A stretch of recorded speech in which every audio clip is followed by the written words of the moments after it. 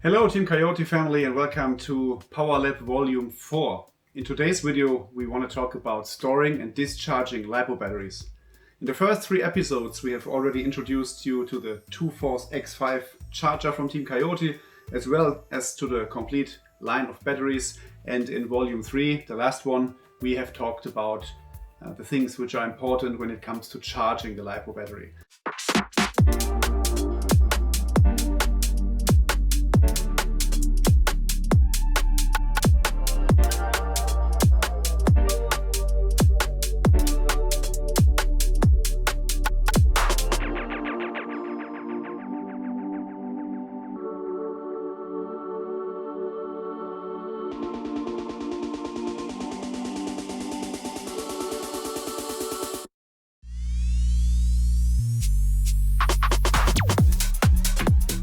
But today we want to talk about storing and discharging.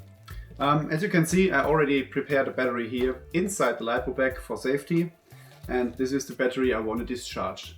Why I want to discharge? Yeah, I was just practicing and it started to rain, so I cannot continue the day. The day is done. The same happens when you sometimes break your car and you don't have the spare part you need. You will always find situations in RC racing where you have a fully charged battery on your table, but you cannot use it anymore because you need to stop racing and you need to go home or whatever.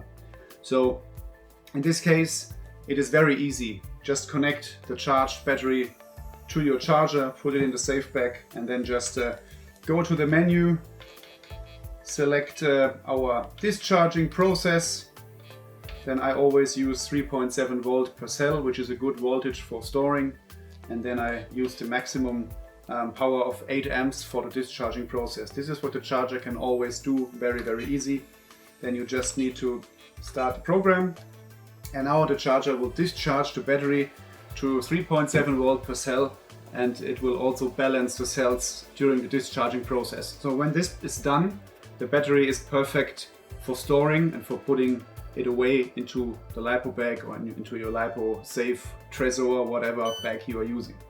So now it's already done because this battery was not fully charged here for the video. So now the discharging process is already done and the charger beeped.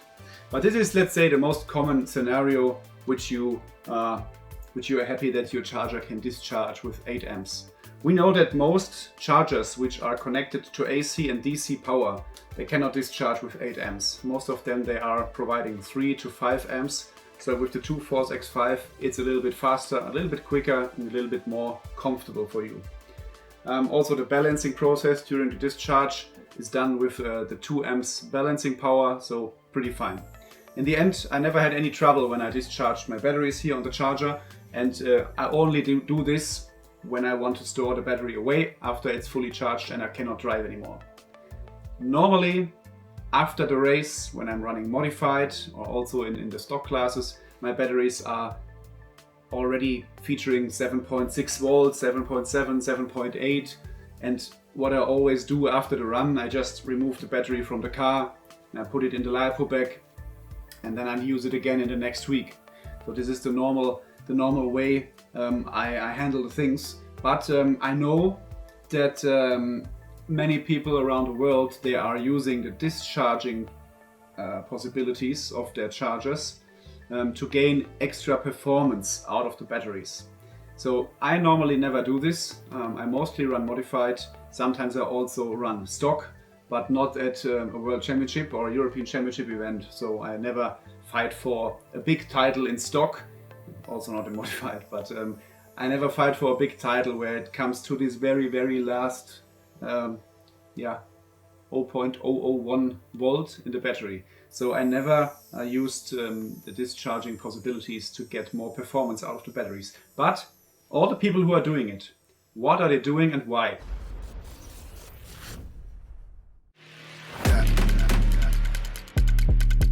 Do it like that. Do it like that. Do it like that. Do it like that. Do it like that. Do it like that.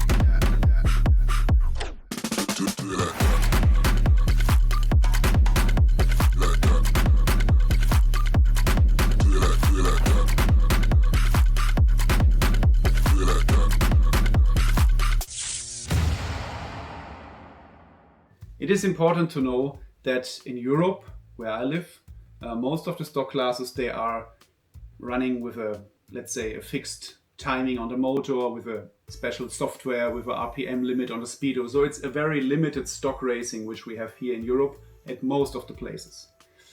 But I know that there are still some racing series where the stock classes are, let's say, open, where you can use a different gearing, where you can change things like timing and the rotor and the motors. So you have, let's say, some parameters to play with to get more power, more performance, more speed on track. And in this case, it's also even more important to have the battery, which is maybe the best. And it continues around the world. So I know that in the United States of America, there are off-road stock classes. When you see the videos, these guys are so fast with a 17.5 turns motor sometimes, and they are playing the game. So they are changing the timing on the motor, they change the rotor, they have a different gearing in the car, and they always discharge and charge their batteries with high amps. Is that good or not? I don't want to judge this, but I'm happy that we are not doing this in the area I'm racing at, because it's something which gives kind of an extra stress to all the racers, because you have to care about all that stuff. It's not that it's never dangerous, and you always need to manage that you have all these things under control. But what are they doing? So most of these guys, they have a separate discharger, or a discharger which can discharge a battery with 40 amps, 50 amps, I don't know what they are doing. And then they discharge the battery with a super high load to 3.3 volt per cell. And after that, they charge the battery again with a super high amp rate of maybe 20-25 amps. As I mentioned before, I don't know the exact numbers, but I know that in many places around the world, people are doing crazy things with the LiPo batteries. And I'm not a fan of that. Maybe because I have never done it and was never in the situation that I needed to do it to be competitive. But I'm really happy that we don't have this here in Europe. But in Europe, I can only say that at the bigger racing series, for example, the Euro Touring series, the ETS, they have clear rules there. So you can discharge a battery with maximum 20 amps, and you can charge your battery with a maximum of 12 amps. But that means you can play the same game in this frame of rules. You can discharge the battery with 20 amps. You can check how long it takes. You can write it down, because you need to know how long the process is going on. And once the battery is empty, then you immediately charge it with 12 amps back to 8.4 volts. And this will improve the performance of your battery. You need to monitor how long the whole process takes, because you need to, let's say, get the battery charged completely 5, 6, 7 minutes before you run, before you need to go to technical inspection. So if you want to do this, you need to kind of practice it, and you need to know how long it takes normally. But what happens when you are doing this? So during the discharging process with a high amp rate of 20 amps, the battery gets under load, so it gets discharged with a higher load than, for example, with 5, 6, 7 amps. And the chemistry in the cell is working more, so there's more activity in the cell. The battery gets a little bit warm inside. And as soon as the battery is getting warm, I will not say hot, but it's getting warm, the internal resistance is getting down. And after that, you immediately charge the battery. The battery stays warm, the cell chemistry is very activated.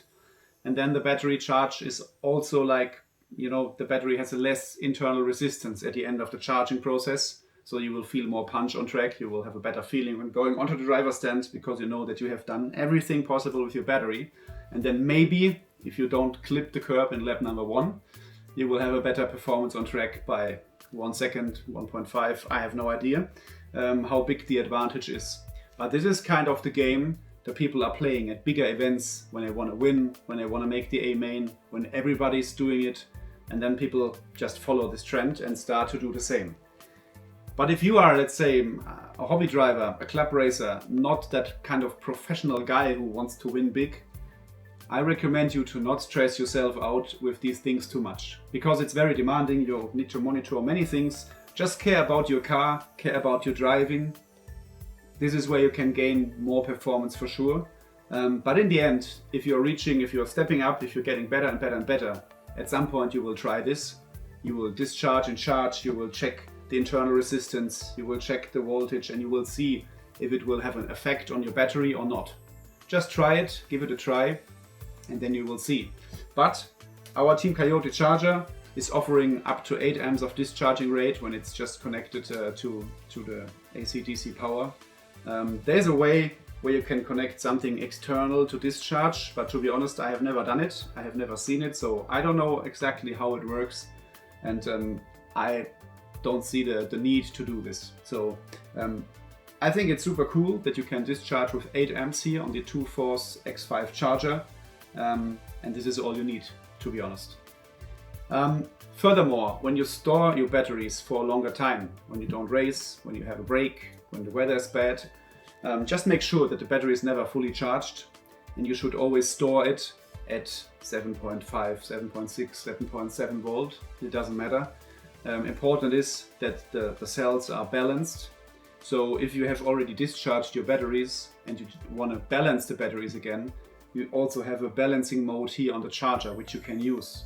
You have a storage mode, which you can use, and you have a cycle mode, where you can also make some charge and discharge cycles. So whenever you are not using your batteries for a longer time, put them on the charger every 4 weeks and make two cycles with charging the battery full, discharging it to 7.6 volt, charging it again, discharging it again, and then store it again for the next 4 weeks. So this will just make sure that you know that your batteries are in good conditions and your batteries are getting charged, and remember that they are still alive from time to time.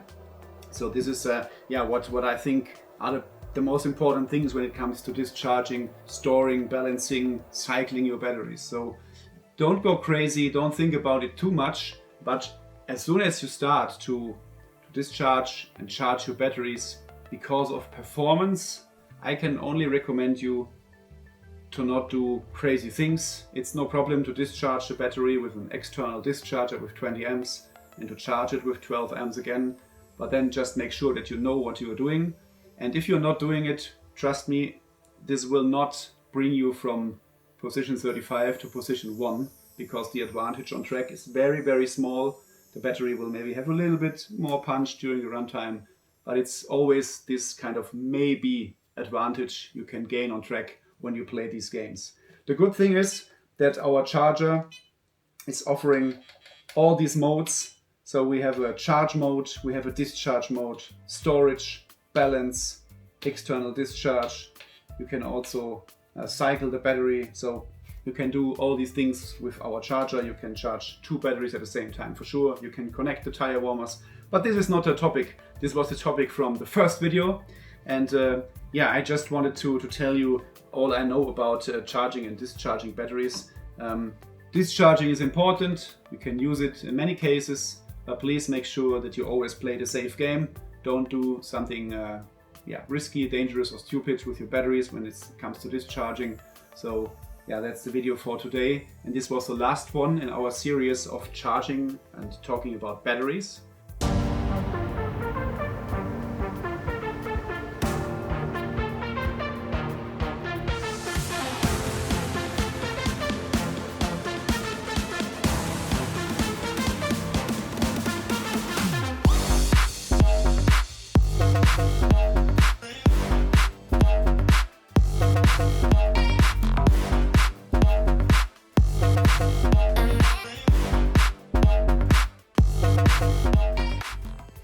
I think in the next episodes we will talk about our Team Cayote speed controllers, the Crest X models, and I will explain you how I set up my modified speed controller. We will go through all the values, through the brake settings, the boost, the turbo, all the other functions the Speedo has. And there's so much to talk about. I'm already looking forward to make this video, and I hope that you enjoyed the video of today where we talked about discharging and storing LiPo batteries. Thanks for watching. If you have not subscribed to this YouTube channel, please do it. Make sure that the bell is on and you will not miss any content in the future. Thanks for watching Cayote Power Lab, and see you soon.